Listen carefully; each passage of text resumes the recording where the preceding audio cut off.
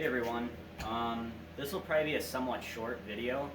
I'm working on 3 other different projects right now, and the progress on all of them is just so slow, so I'm not going to be able to post one of those this week.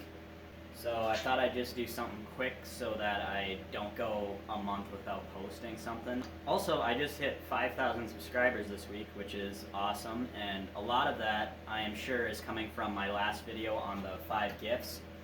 So if you're new to my channel, I try to post about every 2 weeks, but even that I sometimes have a hard time keeping up with because might be doing a larger project. But anyways, I just got this new Mitersaw for Christmas, and it is very nice. This is a Harbor Freight Hercules Mitersaw, which is like their top of the line one. I never really thought that my old Mitersaw, which is right here, was that bad. I always didn't really have a huge problem with it, besides it not having a guard, which I didn't like. But then when I started using this one, it is really just night and day having a new saw with an actually nice blade on it. And I thought that since I have a new Mitersaw, that I would do some sort of video on tricks and just cool stuff that you might not know. Hopefully you don't know. Hopefully I'm not just wasting time here. I'm going to use this one for showing you how to do it, but I think that all of these like tips, I guess you'd call them, would work on just about any saw. So yeah, I'm going to show you 3 tricks that you can do with the Mitersaw that you might not know. The first one is, I feel like, is the most known. Not really that well known, but I've seen people do it before. The second one is a little less known, and then the last one, I don't think I've ever actually seen somebody use the Mitersaw to do that. So let's start. So I have this piece of wood for the first trick. I'm just going to use this particle board because I don't want to use any good wood for something that I'm not using for a project. But this is a little bit, people in the comments might get mad at me because there's a lot of people that get mad about my safety, which I totally get. But this one is probably, if you're not comfortable doing this, you shouldn't do it. But I do this a lot if I need to cut a longer board and my saw doesn't reach all the way back. Basically, as you're cutting, your saw reaches as far back as you can just lift up your board and you can get a couple extra inches there. So there you go. I was able to get probably another inch out of my saw by doing that. You know, if you're doing like something super long, you don't want to be lifting it up like all the way. That's probably not good. But you know, if you just need like another ½ inch or an inch to get through the saw, that works, and you still get a nice square cut. So you can do that. Okay, this next tip, I don't really see. Maybe it is kind of known, but I rarely see anybody use it, and I just noticed this now on my new saw, and then I realized that just about every sliding miter saw can do this, and I didn't know it. So you see this thing right here? You can set a depth of how deep you want to cut with your miter saw. And then when you go down, it can't go all the way down. And like I said, I thought this was maybe just because this is a newer saw, but this saw, my old saw right here, this saw is a Chicago Electric, like the lowest brand that they have at Harbor Freight.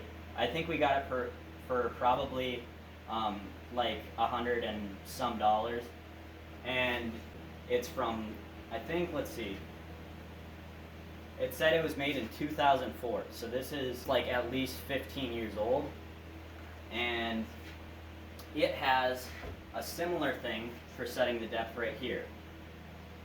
So this right here is the one on this old saw, and I've literally never noticed it before. I wish that I knew this earlier. There's a lot of different things I could have done, but it just, that little bolt passes right through that hole there, but you can move it over a little bit so that it gets stuck, then it can't go down, and then you can move this bolt here up and down to set a depth.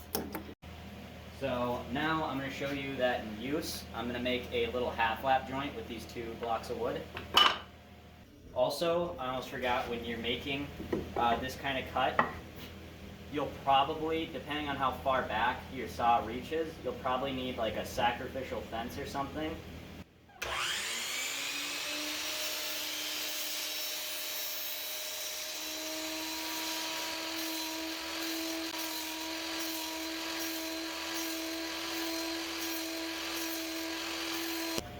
So there we go, that's one.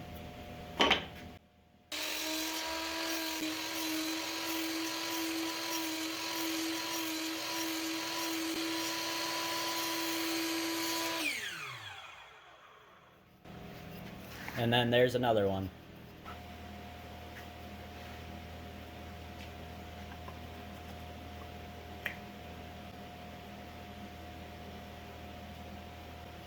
I cut it a little bit loose, but you get the idea.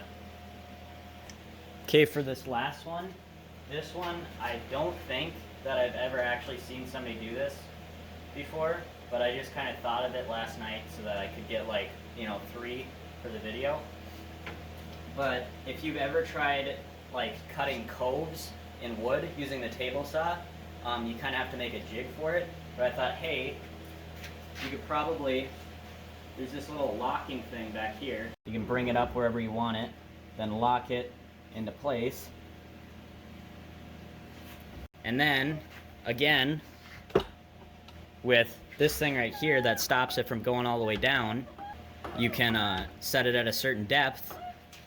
And even better, with the Mitersaw, instead of having to readjust the jig on the table saw every time you want to make the cove wider or more narrow, you can just set the angle wherever you want to make the cove wider or more narrow. So I'll show myself using that to make a couple of different size coves. So now I have this block of wood to try this out on to make a cove, and I'm going to do it at 0 degrees to make a really wide cove, and then I'll do it at like the most narrow that it can be to show you can really do a bunch of different sizes.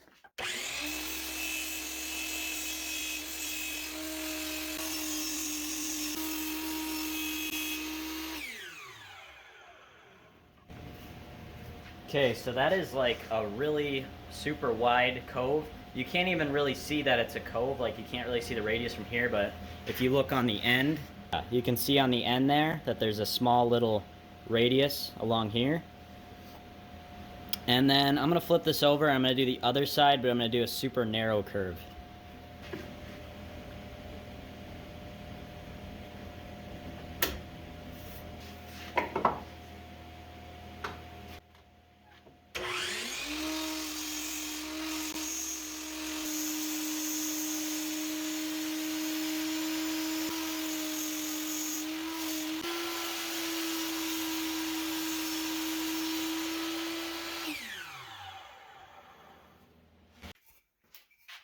Obviously the cove isn't going to be as narrow as you can get with a table saw, but this is pretty good. I'm thinking I'm going to try to use this in making a chair or something, like carving out the seat or something in the future, because that would actually probably work pretty good. So you can see that radius there compared to the really small radius on this one. Anyways, that's kind of all that I got. Hopefully, I showed you something that you didn't know, and I didn't just waste a bunch of time. Thank you to all the people who have recently subscribed. I'm getting a lot of views and a lot of subscribers because of that gift video, so that's very cool. I'm working on a bunch of projects right now that I'm very excited for, but they are taking a while. So I'll see you in probably 2 weeks or something.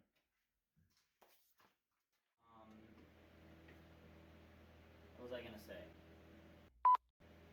I need a script like right in front of me or something. This next hit